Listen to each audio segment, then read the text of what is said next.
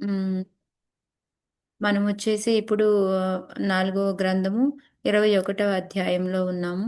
So, దాంట్లో వచ్చేసి మనం అనుకోకుండా మా శనివారం కూడా మనం క్లాస్ తీసుకోవాల్సి వచ్చి చాలా ఇంపార్టెంట్ శ్లోకాస్ 3 మనం కవర్ చేసుకున్నాము. సో, వాటి గురించి కొంచెం చెప్పుకుంటూ ఆహ్, దాని తర్వాత మనము ఈ 34 శ్లోకం దాకా వెళ్దాము. సో, ఈ 3 శ్లోకాలు ఎందుకు నేను చాలా ఇంపార్టెంట్ అని చెప్తున్నాను అంటే మన మన జీవితంలో రోజు నిత్యము కూడా మనం గుర్తు తెచ్చుకోవాల్సిందనమాట ఈ 3 శ్లోకాల్ని. సో వీటిలో ఏంటి అంటే మన యొక్క కర్తవ్యం ఏదైతే వర్ణాశ్రమ ధర్మంలో మన యొక్క కర్తవ్యం ఏముంటుందో మనం అంటే ఈ ఆశ్రమంలో కానీ వర్ణంలో కానీ దేనికి సంబంధించి ఉంటామో దానికి సంబంధించింది కార్యక్రమం మనం ఎలా చేయాలి అనేది. దాని తర్వాత వచ్చేసి దాన్ని చేస్తే ఏం వస్తుంది అని చెప్తున్నారనమాట. దాని తర్వాత ఏంటంటే అసలు మామూలుగా ఇంకా ఆ ప్రాక్టీస్ అనేది ఇంకా కలిసికట్టుగా ఎట్లా చేస్తే ఇంకా బాగుంటుంది అనేది మనకి ఈ 3 శ్లోకాల్లో కూడా చెప్పున్నారనమాట. సో ఫస్ట్ శ్లోకాలో ఏంటంటే పృథు మహారాజు వాళ్ళందరికీ కూడా చెప్తున్నాడు అనమాట. అక్కడ ఉన్న ప్రజలందరికీ కూడా ఆయన చెప్తూ ఉన్నారు. మనకి ఏంటంటే మనలో ఎప్పటి నుంచో మనకి ఎంతో ఈ ఏమంటారు మనలో ఎంతో పాపం మలినము అన్ని మనకి కామక్రోధ లోభ మోహ మద మాత్సర్యాలు కానీ పాపము కానీ ఎంతో కొంత మనము మూటలు కట్టుకొని ఉన్నాము. ఎందుకంటే ఎన్ని జన్మలు తీసుకున్నామో తెలీదు, ఎంత మూట కట్టుకొని ఉన్నామో తెలీదు. సో ఎప్పుడైతే ఇది అంతా పోవాలి అంటే మనం ఏం చేయాలి అంటే మనం భగవంతుడి యొక్క సేవ చేసుకోవాలి. ఆయన పాద పద్మ యొక్క సేవ సేవ అనేది చాలా చాలా ఇంపార్టెంట్ అని చెప్పి చెప్తున్నారు. ఎప్పుడైతే భగవంతుడి యొక్క సేవ చేస్తూ ఉంటామో దాని మీద మనకి అభిరుచి పెరుగుతూ ఉంటుందో మనకి ఆటోమేటిక్గా మనలో ఈ మాలిన్యాలన్నీ కూడాను మనకి ప్రక్షాళన అవుతూ ఉంటాయి అన్నమాట. సో అది దానికి ఎగ్జాంపుల్గా ఎట్లా చెప్పుకొచ్చారు అంటే పోలిక మనం చూస్తాం కదా, మనం ఎగ్జాంపుల్ అయితే ఉదాహరణకి ఇంకోటి చెప్తూ ఉంటాం కదా. సో దానికి ఏంటంటే ఎలా అయితే భగవంతుడి యొక్క అంగుష్టం నుంచి మనకి వామన అవతారంలో ఎప్పుడైతే ఆకాశంలో ఆయన ఆకాశాన్ని కొలవడానికి కాలు పెడతాడో అప్పుడు ఏమవుతుంది, ఆయన అంగుష్టం తగిలి అక్కడి నుంచి గంగ కిందకు వచ్చేస్తూ ఉంటుంది. కానీ మీరు చూశారు అంటే గంగ చూడండి ఇక్కడికి వచ్చిన తర్వాత చుట్టుపక్కల ఉన్న మలినము అంతా కూడా ఉంటుంది దాని చుట్టూ. అయినప్పటికీ కూడా దానికి శుద్ధిపరచడం అనేది తగ్గదనమాట. సేమ్ అదే విధంగా మనలో ఎన్ని రకాల మాలిన్యాలు ఎన్ని ఉన్నప్పటికీ కూడా ఎప్పుడైతే మనం భగవంతుడి యొక్క సేవ చేయడం మొదలు పెడతామో అదే విధంగా మనలో అంతా కూడా మనస్సుని మనకి మనలో ఉన్న మలినాలన్నింటినీ కూడా ప్రక్షాళన చేస్తుంది అని చెప్పేసి చెప్తూ ఉన్నారనమాట.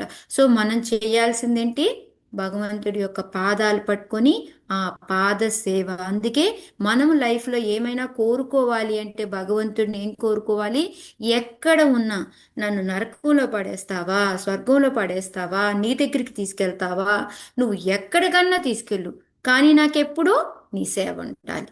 అది చాలు. ఎందుకంటే ఆ సేవ ఉంటే ఆటోమేటిక్గా మనలో మలినాలు రావు. మనలో మలినాలు రాకపోతే ఏం జరుగుతుంది అనేది నెక్స్ట్ శ్లోకా చెప్తున్నారనమాట మళ్ళీ పృథు మహారాజు మనకి. ఎప్పుడైతే ఓకే మధ్యలో ఇంకో శ్లోకం. యా. సో ఇప్పుడు ఏం చెప్తున్నారు ఇక్కడ, ఎప్పుడైతే మనం భగవంతుడి యొక్క భగవంతుడి యొక్క సేవ చేయడం మొదలు పెడతామో ఎప్పుడైతే అప్పట్లో ఏమవుతుంది మనలో ఉన్న మానసిక కల్పనలు అపార్థాలు అన్నీ తొలుగుతాయి. అంటే అపార్థాలు లాంటి అంటే ఏంటి, మనం దేహము ఆత్మ రెండు ఒకటే అనుకుంటూ ఉంటాము, భగవంతుడి మనము ఒకటే అనుకుంటూ ఉంటే రకరకాల అపార్థాలు ఉంటాయి. సో అవన్నీ కూడా తొలగిపోతాయి. మానసిక కల్పనలన్నీ కూడా తొలగిపోతాయి. తొలగిపోయి ఏమవుతుంది, జ్ఞానము వైరాగ్యము అనేది వస్తూ ఉంటుంది అనమాట మనలో. సో అందుకని ఎప్పుడైతే మనం భగవంతుడి యొక్క పాదాలు పట్టుకున్నామో మనలో ఏంటంటే మా మలినాలన్నీ పోయిపోయి భక్తి అనేది మొదలవుతుంది, ఆ బీజం అనేది మొదలవుతుంది.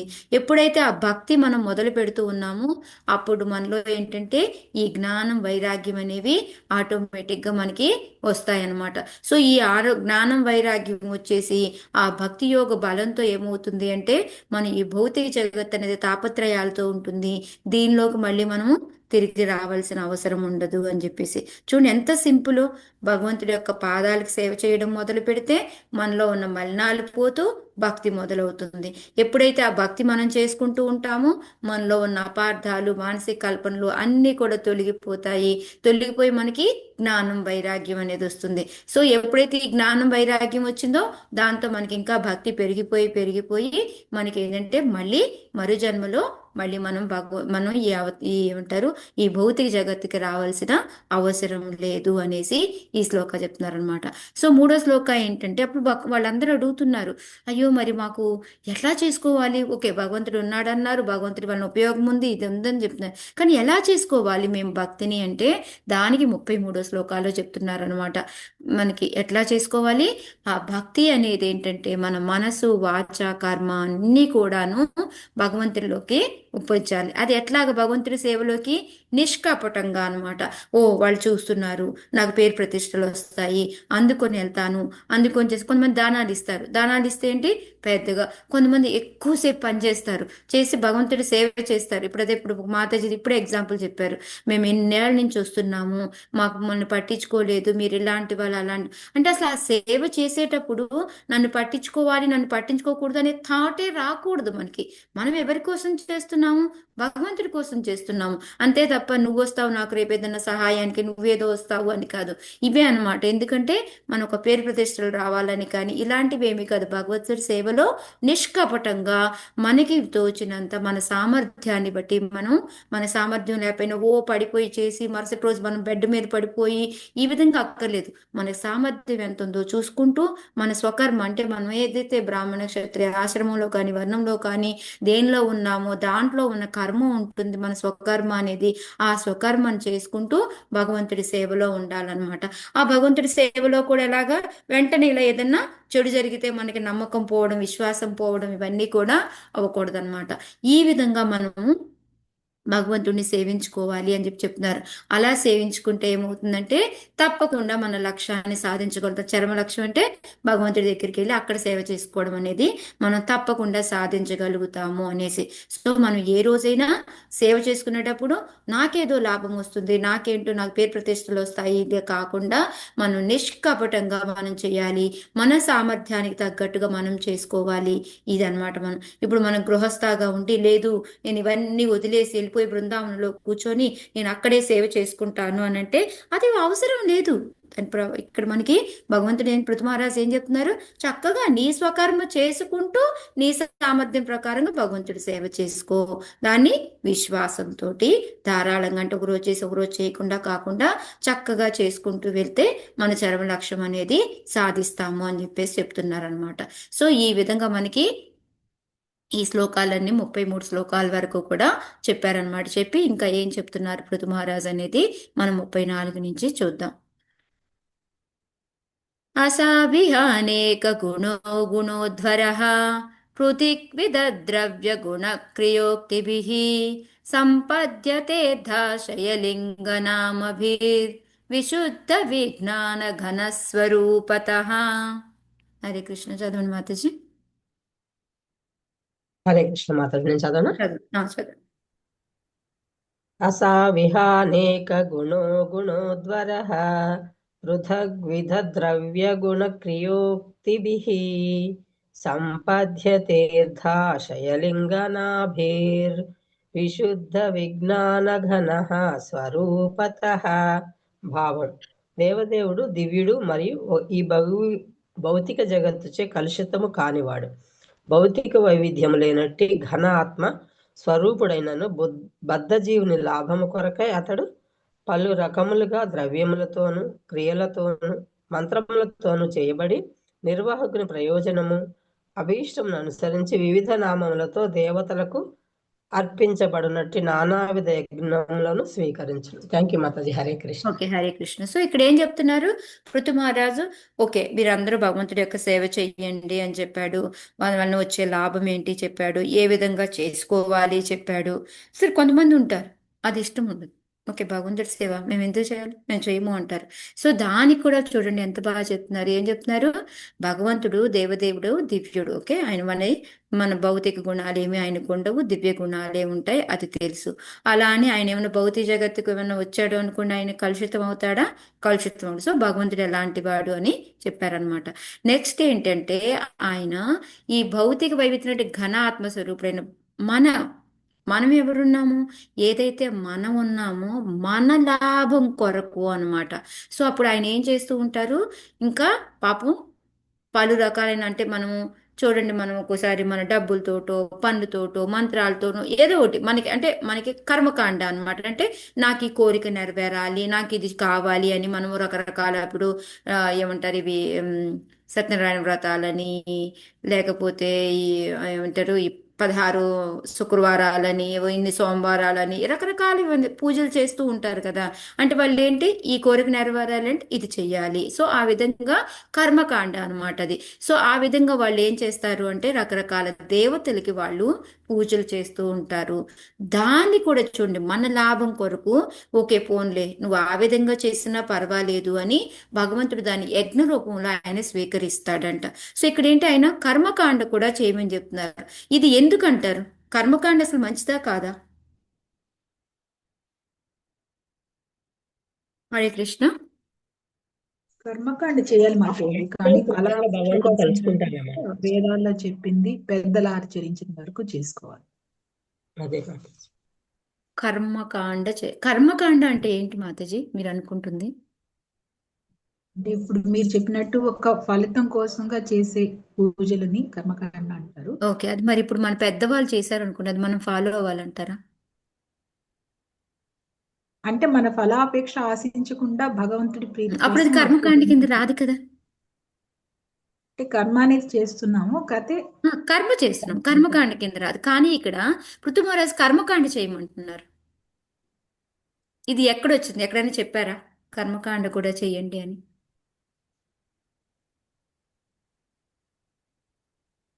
అంటే భగవద్గీతలో దేవుణ్ణి మాతాజీ. సెంటర్ చేసి చేయాలి కదా మాతాజీ, అంటే భగవంతుని సెంటర్ లో పెట్టుకుని అని ఇక్కడ మీరు దేవతలకి ఏదో ఒక లాభం కోసం మీరు దేవతలకి చేస్తే అది కూడా భగవంతుడు తీసుకుంటున్నాడు అని చెప్పి చెప్తున్నారు అనమాట. అంటే అట్లీస్ట్ అది చెయ్యకపోయినా మీరు ఏదో ఒక దేవత అర్చన అయినా చెయ్యండి అని చెప్పి చెప్తున్నాడు. కర్మకాండ కోసమైనా పర్లేదు చెయ్యండి అని చెప్పి చెప్తున్నాడు. ఇది ఎలా ఉంది వినడానికి? మీకు ఆక్వర్డ్గా ఉందా? ఓకే పర్వాలేదులే అనిపిస్తుందా? ఏమనిపిస్తుంది మీకు? హరే కృష్ణ మాతాజీ, అసలు దేవుడు అంటూ ఏం పూజలు ఏం చేయకుండా ఉండి కనీసం అలా చేస్తే ఒక పూజల భక్తుల ముందుకు వెళ్ళడానికి ఏమైనా అవకాశం ఉంటదేమో అని ఏదో ఒక ఎగ్జాక్ట్లీ ఒక కరెక్ట్. కర్మకాండ. ఎస్ మాతాజీ, రాధా మాతాజీ చాలా బాగా చెప్పారు మీరు. అదే కాకుండా మనకి భగవద్గీతలో కూడా ఉంది కదా, మనకి 3rd చాప్టర్లో అంతా కూడా ఏం చెప్పారు ఆయన? యజ్ఞం చెయ్యాలా అని చెప్పి చెప్పారు. సో ఆ యజ్ఞం ఎవరికి చేయాలన్నారు? దేవతలకి చేయాలా అని చెప్పి చెప్పారు. కాకపోతే మనకి సేమ్ మళ్ళీ మనకి 12వ చాప్టర్లో కూడా మీ అందరికీ గుర్తుందో 8 నుంచి 12 శ్లోకాల వరకు కూడా చూశారు అంటే గ్రేడ్స్ చెప్తూ వచ్చారు. ఓకే నువ్వు ఇది చేస్తావా, చెయ్యి. ఇది చేయవా, పోనీ ఇదన్నా చెయ్యి. ఇది కాదా, ఇదన్నా చెయ్యి అని చెప్పేసి చెప్తారనమాట. మీ అందరికీ గుర్తొచ్చిందో లేదో 12 భక్తి యోగము. దాంట్లో మనకి 8వ శ్లోకం నుంచి మనం మొదలు పెట్టుకున్నాము అంటే 8వ శ్లోకంలో ఏముంటుంది? ఫస్ట్ ఆయన సన్యాసులకి పరమహంసలకి వీళ్ళందరికీ సంబంధించి చెప్తారనమాట. ఏమని చెప్తారు? చక్కగా భగవంతుడిని కూడా ఎప్పుడూ మనస్సులో స్థిరంగా ఓకే బాగాను ఆయన ఉంచుకున్నాను. దేవదేవుడైన నా యందు మనస్సుని స్థిరముగా నిలుపుము, నీ బుద్ధినంతయు నాయందే వియుక్తము చేయుము, ఈ విధంగా నువ్వు నిస్ససేముగా నాయందే నివసించు. సో అదేంటండి హయ్యర్ గ్రేడ్ అన్నమాట. ఇంకా పూర్తిగా కంప్లీట్గా మనస వాచ కర్మ అంతా కూడా భగవంతుడు, ఇంకా రెండో పదం అనేదే లేదు. సో ఆర్మీ సన్యాసులు అనే వాళ్ళకి ఏంటి ఒక ఫ్యామిలీ అది ఉండదు. సో వాళ్ళు చేస్తుంటారు. పరమహంసలు వాళ్ళు ఎప్పుడు కూడా భగవంతుడి యొక్క ధ్యాసలో ఉంటారు. ఓకే 9వ శ్లోకంలో చెప్తున్నారనమాట. తర్వాత ఏం చెప్తున్నారు? ఓకే ప్రియమైన అర్జున, ధనమును జయించిన వాడా నీ మనస్సును నిశ్చలంగా నా యందు ఉంచనాలనేని. అంటే నువ్వు ఒకళ్ళని ఓకే నీ మనస్సు నా యందు నిలపలేవా, ఓకే నో ప్రాబ్లము. నువ్వేం చేస్తావు? సాధన భక్తి అభ్యసింపము. సో ఇప్పుడు ఏం చేస్తావు? సాధన భక్తి చెయ్యి అని చెప్పి చెప్తున్నారనమాట. ఈ విధంగా ఏం చేస్తావు, చిన్నగా నాన్ను పొందాలి అనే కోరిక నీలో పెరుగుతూ ఉంటుంది. సో ఫస్ట్ మనసు బుద్ధి అన్నీ కూడా భగవంతుడి మీదే పెట్టమన్నాడు. ఓకే, అలా పెట్టలేవా, సాధన చెయ్యి పెట్టడానికి. ఇదెవరు, బ్రహ్మచారులు అనమాట. వాళ్ళు ఏంటంటే ఇదే ప్రాక్టీస్లో ఉంటూ ఉంటారనమాట. ఓకే, ఇప్పుడు ఇది కూడా చేయలేకపోతే ఏం చేయాలి అనేది మనకి 10వ శ్లోకంలో చెప్తున్నాడు.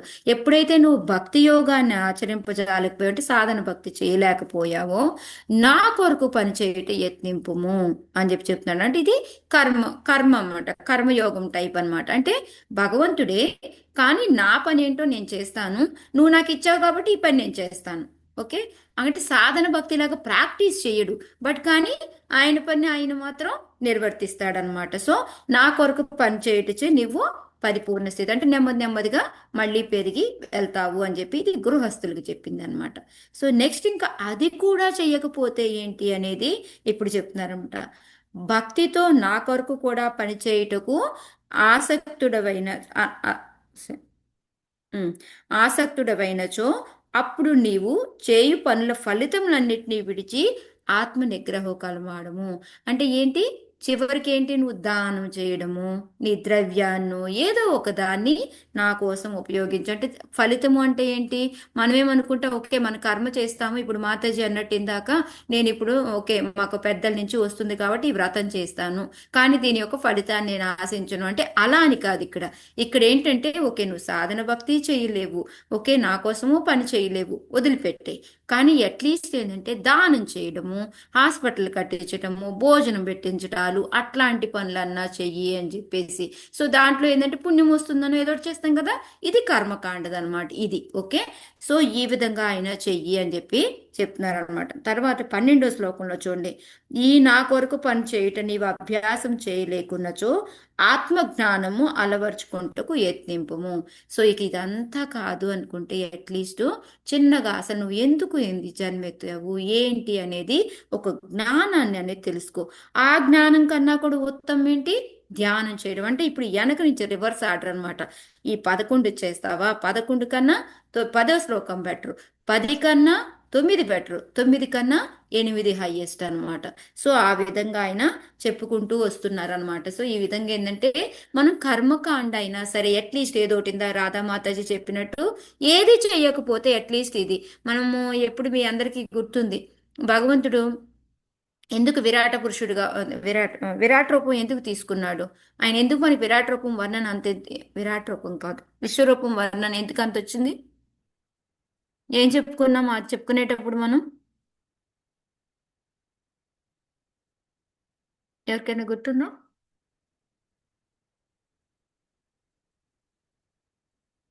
ఎందుకు భగవంతుడే అని భగవంతుడిని చెప్పుకోవచ్చు కదా, మన విశ్వరూపం గురించి దీని గురించి ఎందుకు చెప్పుకుంటున్నాం. కొత్తగా వచ్చిన వాళ్ళకి అన్ని అన్ని మొత్తం అంటే కొంచెం మంది నాకు తప్పైతే కరెక్ట్ చేయండి మాతాజీ, నాకు లీలగా గుర్తుంది. అంటే ఇప్పుడు మౌంటైన్స్ ని పూజ చేసే వాళ్ళు ఉంటారు, వేరే పూజ చేసే వాళ్ళు ఉంటారు. సో అన్ని కలిపి ఆ విశ్వరూపంలో ఉంటాయి కాబట్టి వాళ్ళకి ఈజీగా, కొత్తగా వచ్చిన వాళ్ళకి ఈజీగా వాళ్ళు దాంతో కంపేర్ చేసుకోవచ్చు అన్నమాట. సో అందుకే ఆ విరాట్ రూపం అనేది వచ్చింది.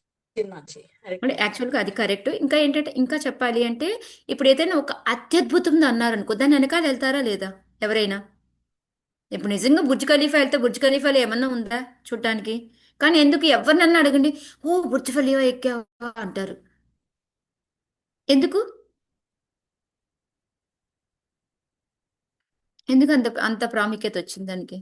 చాలా బాగుంది, చాలా బాగుంది అట్లంటే మాతాజీ. ఇంకా అందరు వెళ్తారు కదా మాత, అందులో ఏముందో అని చెప్పేసి అంటే ఇంకా అదేంటంటే అంత గొప్పది అని తెలిసినప్పుడు ఎట్లా ఉంటుంది, ఓకే అట్లీస్ట్ ఓకే ఆ గొప్ప మనిషి కదా ఆయన వెనకాల వెళ్ళిపోదాము అనేసి, అందుకని మనం ఏంటంటే ఆ విశ్వరూపం గురించి ఎక్కువ ఎక్స్ప్లెనేషన్ చేసుకున్నాం ఏదో ఒక విధంగా. ఓకే ఇప్పుడు ఆ విశ్వరూపమే అనుకోండి, అది కూడా భగవంతుడిదేగా, పోన్లే ఏదో ఒకటి కొంచెం భగవంతుడి వెనకాల వస్తున్నారు కదా. సో ఆ విధంగా ఏంటంటే ఇక్కడ యాక్చువల్గా పృథుమహారాజ్ చెప్పేది ఏంటంటే మీరు ఏం చేసినా భగవంతుడు తీసుకుంటాడు మన లాభం కోసము అని అది ఎక్స్ప్లెయిన్ చేస్తున్నారు. కాకపోతే కొంతమంది ఏంటంటే ఇదిగో ఇక్కడ చెప్పారు కదా కర్మకాండ చేయమని అని చెప్తారు. కానీ ఎందుకు చెప్తున్నారు అంటే భగవంతుడు ఇప్పుడు కర్మకాండ అయినా కూడా మనకి యజ్ఞాలన్నీ దేనికోసం, ఇప్పుడు వీళ్ళు ఉన్నారు ఈ దేవతల కోసం మనం చేస్తాము, వాళ్ళు స్వీకరిస్తారు, వాళ్ళు స్వీకరించి ఏం చేస్తారు,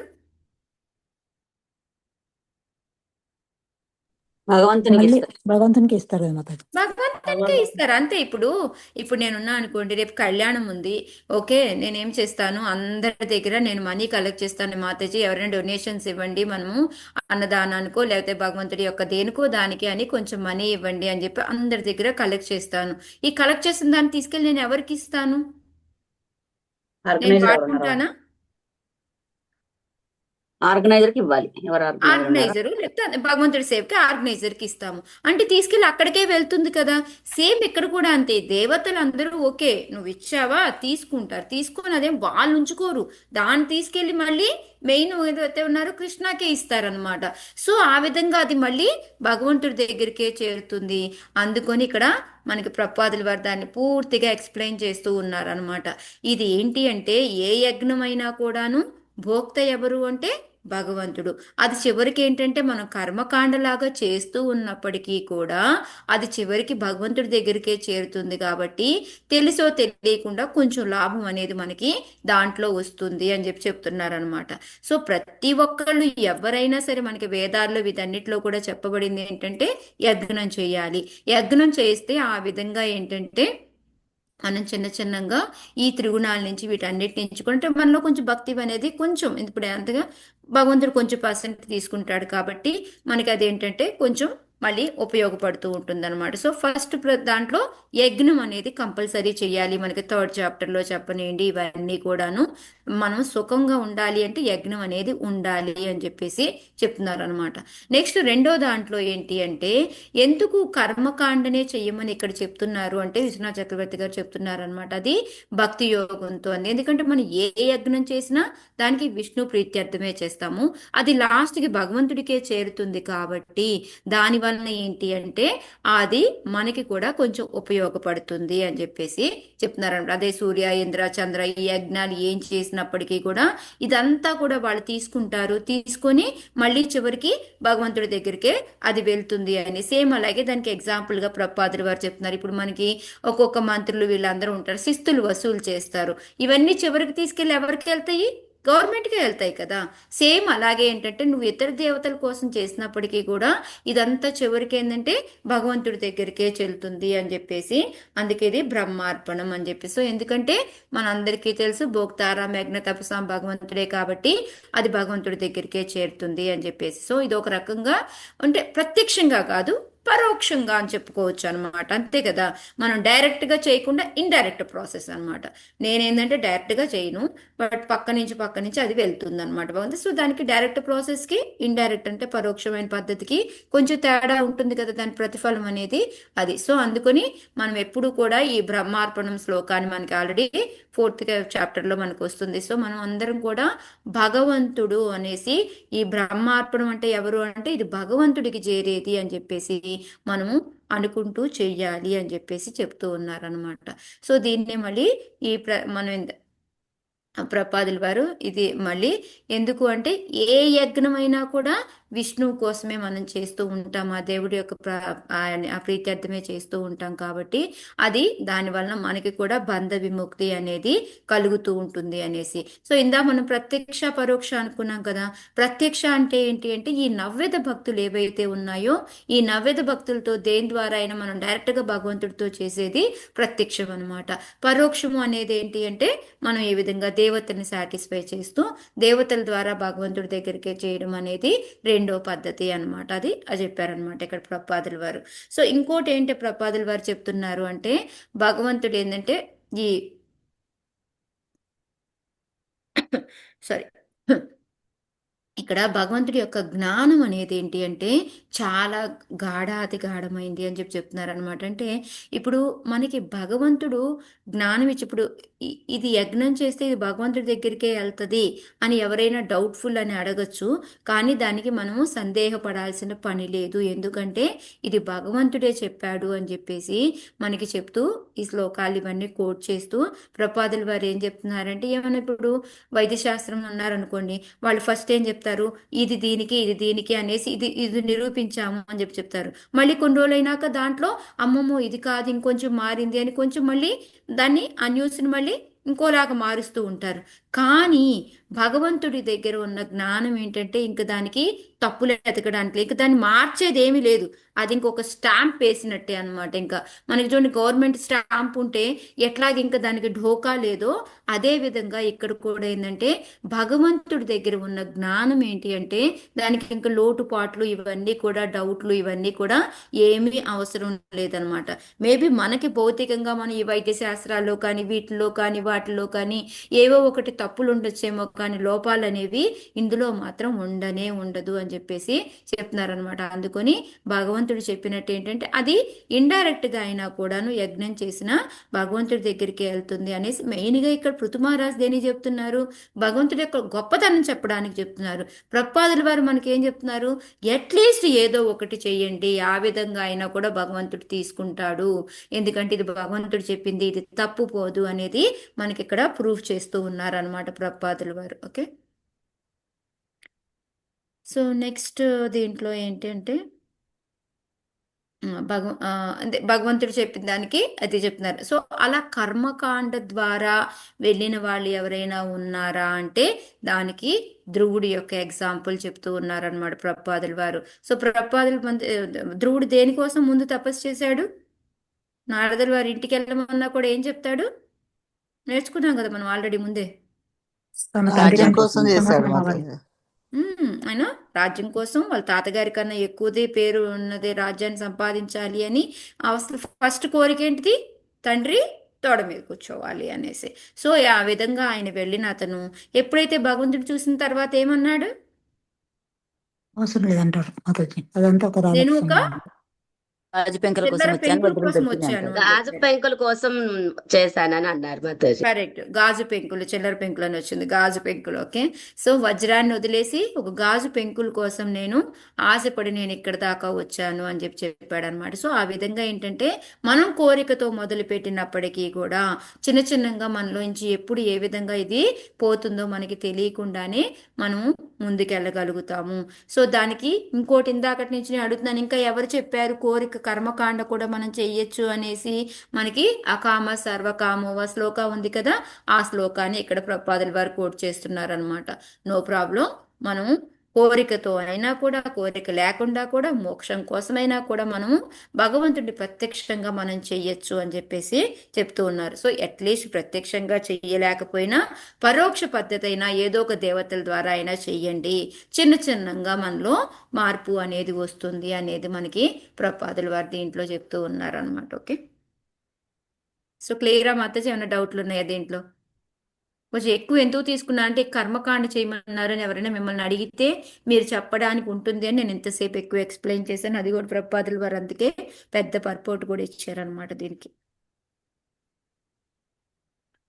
ఓకే, 35. ప్రధాన కాలాశయ ధర్మ సంగ్రహే శరీర ఏష ప్రతిపద్య చేతనాం క్రియాఫలత్వేన విభూర్విభావ్యతే యథా నలో దారుష తద్గుణాత్మకః. చదవండి మాత చరణ. హరే కృష్ణ. స్వర్ణ మాత చదవండి. ప్రధాన కాలాశయ ధర్మ సంగ్రహే శరీర ఏష ప్రతిపద్య చేతనాం క్రియాఫలత్వేన విభూరి విభూర్విభావ్యతే విభావత్యతే యదానలో దారుష్య తగ్గుణాత్మకః. భగవానుడు సర్వవ్యాపి అయినను ప్రకృతి కాలము కోరికలు ధర్మములు అను వాని కలయికచే ఉత్పన్నమైనట్టి వివిధ దేహములందు కూడా ప్రకటమవుతుండును. ఆ విధముగా అగ్ని కొద్ది పైకన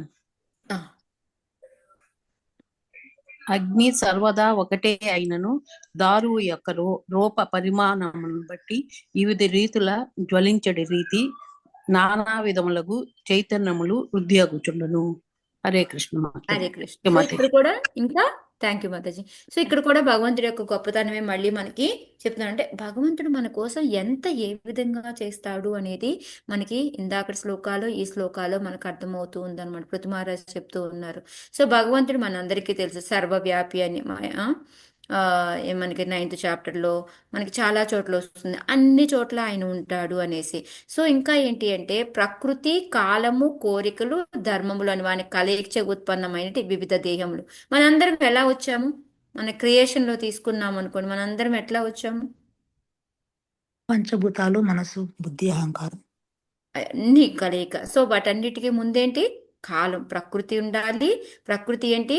ఎప్పుడైతే ఈ త్రిగుణాలు ఉన్నాయో అవన్నీ కూడాను ఇంకా యాక్టివేట్ అవ్వకుండా ఉంటాయి. సో ఆ ప్రకృతి కలుస్తుంది, కాలం కలుస్తుంది, మన యొక్క కోరికలు కలుస్తాయి, మనం చేసుకున్న పనులు బట్టి మనం ఏమేం చేసుకొని ఉన్నాం, మనం ఏ ధర్మాలు నిర్వర్తించున్నామో దాన్ని బట్టి మన యొక్క కర్మ కర్మ ఏదైతే చేసుకొని ఉన్నామో కర్మ ఫలితాలు. సో వీటన్నిటి కలయికతోనేనా మనం ఏ దేహం తీసుకుంటామో అనేది అవుతుంది, అవునా కదా? ఎస్ మాతాజీ. అంతే కదా. మనకి ఫస్ట్ నేర్చుకున్నాం కదా, మనం క్రియేషన్ పార్ట్లు నేర్చుకున్నప్పుడు. సో నిన్న మనకి మాతాజీ మర్చిపోయాను, మొన్న ఎవరు నన్ను బ్రహ్మజ్యోతి గురించి అడిగారు. అసలు నేను ఎంత చిన్న పాయింట్ అసలు ఎట్లా మర్చిపోయాను. నాకు తర్వాత క్లాస్ అయిపోయిన వెంటనే అనుకున్నాను, ఏంటి దీనికేంటి కారణోదక స్థాయిలో మిక్స్. అసలు ఫస్ట్ ఆఫ్ ఆల్ మనకి బ్రహ్మజ్యోతి అనేది కూడా ఎక్కడ ఉంటుంది? సుధీర మాతాజీ అడిగారు మాతాజీ. బ్రహ్మజ్యోతి ఆధ్యాత్మిక ప్రపంచం, అది కూడా ఆధ్యాత్మిక ప్రపంచమే. బట్ అదే కానీ మాతాజీ. ఏంటంటే అది మొత్తం ఉండే కాంతి అన్నమాట. ఓకే. సో వాళ్ళు ఏంటంటే వాళ్ళు కావాలి అనుకొని విసుగొచ్చేసి మళ్ళీ కిందకి రావాలి అనుకొని వస్తారు తప్ప, లేకపోతే వాళ్ళు ఎప్పుడూ అక్కడే పడి ఉండొచ్చు మాతాజీ. కాకపోతే ఏంటంటే మనకి చూడండి ఒక ఏమంటారు, ఉమ్, ఒక కందిరీగను కానీ దేనన్నాను ఒక గట్టి కవర్లో బంధించామనుకోండి, ఏమవుతుంది అది? అందులోనే ఉండిపోతుంది, బయటకు రాలేదు కదా. సౌండ్ చేస్తే కట్ కట్ కట్ కట్ కొట్టుకుంటూ ఉంటుంది కదా. సో అలాగేంటంటే మనకు ఒక అస్తిత్వం లేక, మనతో ఎవరూ లేక, ఏం చేయాలో అర్థం కాక పిచ్చెక్కిపోతుంది అనమాట. అప్పుడు మనం కావాలి అనుకొని మనం కిందకు వస్తామన్నమాట. So okay. ఈ మనకి ఏంటంటే ఈ ఏదైతే నేను చార్ట్లో చూపిస్తూ ఉంటాను మీ అందరికీ కూడా, శివలోకం అని ఒక బ్లాక్ కలర్ది కొంచెం నల్లగానేమో కింద ఉంటుంది, ఎల్లోగా ఉంటుంది, అది సదాశివలోకం. అంటే పైది వచ్చేసి శివుడిని ఎవరైతే ప్రార్థిస్తూ ఉంటారో వాళ్ళు కూడాను ఆధ్యాత్మిక ప్రపంచం కింద. అది కూడా ఎప్పుడు ప్రళయం వచ్చినా ఇదంతా కూడా వాళ్ళకి కూడా ఏమీ అవ్వదన్నమాట. ఈ కింద ఎవరైతే నల్లగా ఉంటారో దీంట్లో ఏంటంటే తాంత్రిక ఇవి అన్ని ఫాలో అవుతారు. శివుడి దాంట్లోనే ఉంటారు చూడండి కొంతమంది అఘోరాసు, వీళ్ళు అక్కడ ఉంటారనమాట. సో వాళ్ళ టైం అయిపోయినప్పుడు మళ్ళీ వాళ్ళు కిందకు వస్తూ ఉంటారు. సో దానికి పైన కూడా ఎవ్వరు బ్రహ్మజ్యోతి కానీ వీళ్ళెవ్వరూ కానీ ఈ కారణోదక సాయి విష్ణువుతో సంబంధమే లేదు వాళ్ళందరికీ. ఓకే. అంటే చిన్న పాయింట్ ఎట్లా మర్చిపోయానేమో, నేను అడిగి చెప్తాను ఏమో, నాకు అదే అర్థం కాదు ఆ టైంలో మైండ్ ఎలా ఉందా ఏంటా అని నాకే డౌట్ వచ్చింది. ఓకే. సో అది. సో ఈ విధంగా ఏంటంటే మనకి క్రియేషన్ స్టార్ట్ అయినప్పుడు ఎప్పుడైతే కారణోదక సాయి విష్ణు ఆయన ఓకే మనం అందరం వెళ్ళి ఆయన కడుపులో ఉంటాము. సో మనం చేసుకున్న కర్మలను బట్టి వాటన్నిటిని బట్టి ఆయనకి ఓకే ఆయన యోగ నిద్రలో ఉంటారు. యోగ నిద్ర అంటే ఏంటి? మనలాగా యోగ నిద్ర అంటే నిద్రపోతే అన్ని మర్చిపోతామని కాదు. ఆయన యోగ నిద్రలో ఉన్నా కూడా ఆయన పనిలో ఆయన ఉంటారనమాట. సో ఎప్పుడైతే ఆయనకి క్రియేషన్ చేయాలి అంటే ఇంకా ఓకే వీళ్ళందరూ చాలా రోజులు అయిపోయింది, ఇంక వీళ్ళని సృష్టిద్దాము, వీళ్ళని బయటికి పంపిద్దాము అని ఎప్పుడైతే అనిపించిందో అప్పుడు ఆయన ఏం చేస్తాడు? పద్మజా మాతాజీ మీకు కూడా ఉపయోగపడుతుంది ఇప్పుడు చెప్పేది. సో అప్పుడేంటి ఆయన ఆయన వెంటనే ఒక దృష్టి సారిస్తాడనమాట. ఎవరి వైపు? రమాదేవి వైపు. సో రమాదేవి ఏంటంటే వెంటనే ఆయన దృష్టి సారించేటప్పుడే ఆ దృష్టి నుంచే ఆయన కళ్ళ నుంచే జీవాలన్నిటినీ కూడా ఆమెకు పంపిస్తూ ఉంటాడనమాట. సో ఎప్పుడైతే రమాదేవి అంటే ఇక్కడ భగవంతుడు స్వయంగా చేయాల్సిన పని లేదు, ఆయన ఇచ్ఛాశక్తి ఏదైతే ఉందో అది ద్వారా బయటకు వస్తుందన్నమాట. సో ఎప్పుడైతే రమాదేవి దగ్గరికి వచ్చిందో రమాదేవి కూడా ఆమె కూడా ఏమి చేయాల్సిన పని లేదు. ఆమె యొక్క షాడో ఛాయాదేవి, లేకపోతే మనం మాయాదేవి చెప్పచ్చు, దుర్గాదేవి చెప్పచ్చు, ఎవరైనా చెప్పచ్చు. సో ఆ ఛాయాదేవి దగ్గరికి ఆమె షాడో ద్వారా ఆమె దగ్గరికి వెళ్తాయన్నమాట. సో ఇప్పుడు జీవులు అందరూ వచ్చారు, ప్రకృతి దుర్గాదేవి ఆల్రెడీ ఉంది. సో ఇప్పుడు నెక్స్ట్ ఎవరు రావాలి? మనకి కాలం రావాలి. సో అక్కడి నుంచి ఏంటంటే మనకి ఇందాక శివుడు ఉంటాడు సదా శంభు అని, ఆ శంభు ఏంటంటే ఆయన కాలాన్ని తీసుకొని వస్తాడనమాట. ఈ కాలము ప్రకృతి ఈ జీవాలు మూడు కలుస్తాయి. కలిసినప్పుడు మహాతత్వ అనేది ఒక క్లౌడ్ ఫామ్లో తయారవుతుందన్నమాట. సో ఎప్పుడైతే ఆ క్లౌడ్ ఫామ్ తయారైందో అదే మహాతత్వ. ఆ మహాతత్వాన్ని వచ్చి మళ్ళీ భగవంతుడి యొక్క ఈ ఈ చర్మం లోపల నుంచి ఏంటంటే ఆయన శ్వాస వదిలినప్పుడు శ్వాస తీసినప్పుడు కూడాను ఈ లోకాలన్నీ కూడా బయటకు వస్తూ ఉంటాయి అన్నమాట. సో ఈ మహాతత్వం వచ్చేసి ఈ లోకంతో టచ్ అవుతుంది. టచ్ అయినప్పుడు మనకి ఈ త్రిగుణాలన్నీ యాక్టివేట్ అవ్వడం మొదలు పెడతాయి అన్నమాట.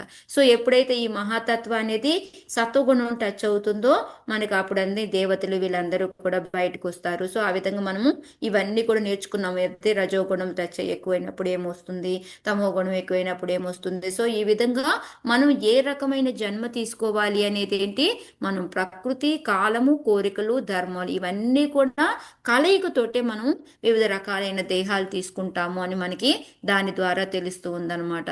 సో దీనికి ఏంటంటే ఇప్పుడు భగవంతుడు ఏంటి, మన ప్రతి అందరి దేహాల్లో కూడా ఉంటాడు.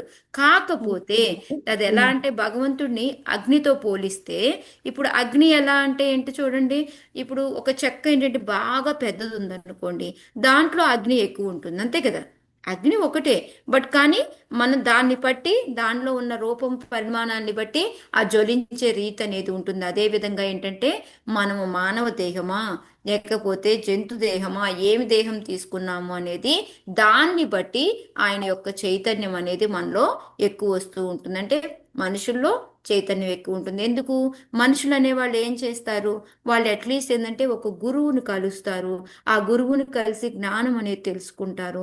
సో వాళ్ళ సాయంతో ఏంటి అంటే మన యొక్క చైతన్యం అనేది పెరుగుతుంది అనుకుని మన రకరకాల ఈ కాన్షియస్ కృష్ణ చైతన్యం అనేది మనకి రకరకాలుగా ఉంటుంది అనేసి, మనం మనుషులు అయితే ఒకలాగా, జంతువులు అయితే ఒకలాగా, ఈ విధంగా రకరకాలుగా ఉంటుంది అనేది ఇక్కడ చెప్తూ ఉన్నారనమాట. ఓకే, కానీ భగవంతుడు చూడండి ప్రతి ఒక్కరి దాంట్లో కూడా ఆయన సర్వవ్యాపి కాబట్టి ఆయన పరమాత్మ రూపంలో అందరిలో కూడాను లోపల ఉంటాడు అని చెప్పేసి చెప్తున్నాడు. సో ప్రభుపాదుల వారు కూడా దాన్ని ఇక్కడ మనకి చెప్తూ ఉన్నారనమాట.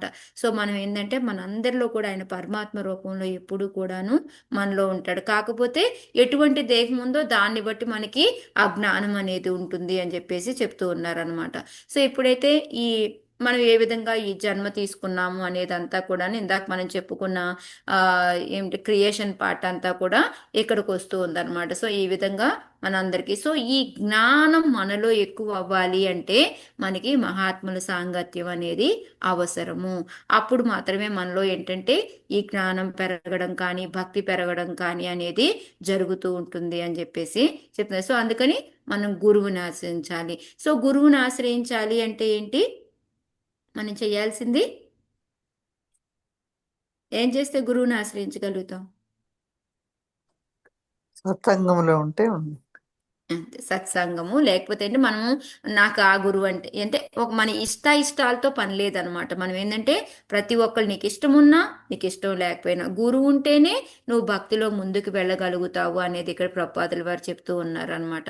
ఎందుకంటే ఆ గురువు సహాయంతో మనలో ఉన్న చైతన్యాన్ని మనం వృద్ధి చేసుకొని ఇంకా పూర్తి స్థాయికి అనేది మనం వెళ్ళగలుగుతాం అనమాట. అది ఇక్కడ ప్రభుపాదుల వారు చెప్తూ ఉన్నారనమాట. మనం ఎప్పుడైతే మనం దానిలోకి వస్తామో అప్పుడు చిన్న చిన్నగా ఏంటంటే మన కర్మల్ని ఇందాక చెప్పుకున్నాం కదా, భగవంతుడి సేవలోకి వెళ్తాము, మన మలినాలన్నీ తొలగించుకుంటాము, చిన్న చిన్నగా మనం పవిత్రులం అయిపోతూ ఉంటాము. సో ఆ విధంగా ఏంటంటే మన కర్మల్ని కూడా పవిత్రం చేసుకుంటూ చిన్నగా మనం భగవంతుడి గురించి తెలుసుకుంటూ భక్తిలో ఇంకా ఇంకా ముందుకెళ్ళగలుగుతూ ఉంటాము అని చేసి. సో ఆ స్టేజ్ ఏంటంటే ఇది సేమ్ మనకి ఎంత ఎక్కువ ఉంటుంది అంటే అంటే మనం ఎంత ఎక్కువగా గురువుతో ఆశ్రయిస్తూ ఉంటామో అంత ఎక్కువగా మనకి మనలో చైతన్యం అనేది పెరుగుతూ ఉంటుంది అని చెప్పేసి చెప్తూ ఉన్నారనమాట.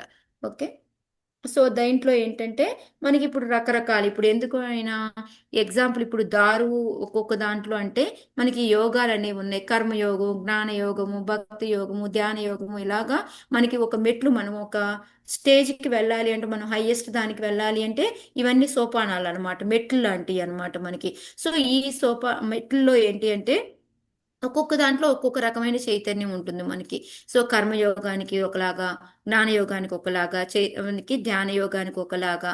అంటే అంటే మనం భగవంతుడిని ఏంటి మనం ఆ, ఇంతవరకే అనేసి చూడగలుగుతాం అనమాట.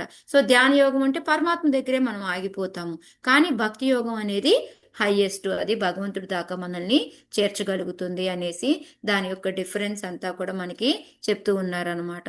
సో ఇదంతా కూడా ఎవరు చెప్పారు అంటే భగవంతుడే చెప్పాడు మనకి అందరికీ కూడాను. భగవద్గీతలో ఇదంతా కూడాను మనం ఏ విధంగా భగవంతుడిని పూజ చేసుకుంటామో ఆ విధంగా మనం కూడాను ముందుకు వెళ్తాం. ఏతదామం ప్రపద్యంతే స్థాం తదైవ భజామ్యహం అని. సో మనం ఏ విధంగా మనకు భగవంతుడు శరణాగతి అవుతూ ఉంటామో భగవంతుడు ఆ విధంగా మనకి తెలుస్తూ ఉంటాడు అనమాట. సో అందుకని మనం ఏం చెయ్యాలి అంటే మనం ముందుకెళ్తాం. సో అది కూడా ఎప్పుడు మనం పూర్ణంగా ఎప్పుడు భగవంతుని తెలుసుకోగలుగుతాము అంటే ఎక్కువగా అది ప్రత్యేకంగా మనం భగవంతుని గురించి పూర్తిగా అంటే బహునాం జన్మనామంతే జ్ఞానమాన్ ప్రపద్యతే వాసుదేవ సమితి ఏంటది బహునాం జన్మనామంతే వాసుదేవ సర్వమితి సమహాత్మ సుదుర్లభ. సమాత్మ సుదుర్లభ. ఓకే.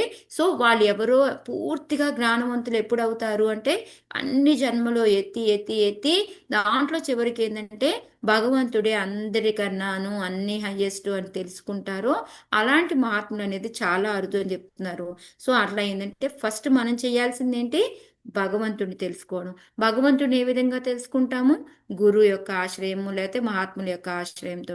సో ఆ గురువుల దగ్గరికి వెళ్ళి మనం ఏంటంటే భగవంతుని గురించి తెలుసుకొని మనము చిన్నగా కర్మయోగం నుంచి జ్ఞానయోగం నుంచి ధ్యానయోగం నుంచి దానికి, లేదా డైరెక్ట్గా జ్ఞానయోగం ద్వారా కూడా మనము తెలుసుకొని భగవంతుడే మొత్తానికి వాసుదేవ సర్వమితి అనేది తెలుసుకొని అన్నిటికీ భగవంతుడే కారణం అని తెలుసుకొని మనం ఆ భక్తి భావంలో ముందుకెళ్తే మనం పూర్తిగా భగవంతుడి చైతన్యంలోకి ఉంటాము అని చెప్తున్నారు అనమాట. సో మనకి 2 శ్లోకాల్లో కూడా మెయిన్గా చెప్తుంది దీన్ని భగవంతుడి యొక్క గొప్పతనాన్ని. సో 3వ శ్లోకం కూడా సేమ్ అదే భగవంతుడి యొక్క గొప్పతనం గురించి అనమాట.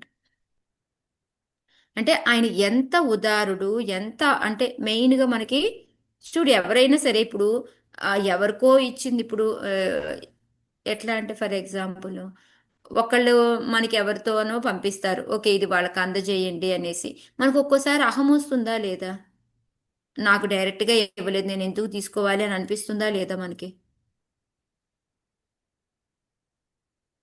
ఎవరికేమనిపించదా, ఓ మాతాజీ పంపించారు చాలే మనకి అనిపిస్తుందా, వాళ్ళు వచ్చి స్వయంగా ఇవ్వచ్చు కదా అనిపిస్తుందా లేదా, ఒక ఇన్విటేషన్ అనుకోండి లేకపోతే ఏదైనా ఒక గిఫ్ట్ పంపించడం అనుకోండి, ఏదైనా మాతాజీ దగ్గరుంటే అనిపిస్తుంది మాతాజీ, ఇది మాలాగా భారతదేశంలో ఉంటే అనిపిస్తుంది.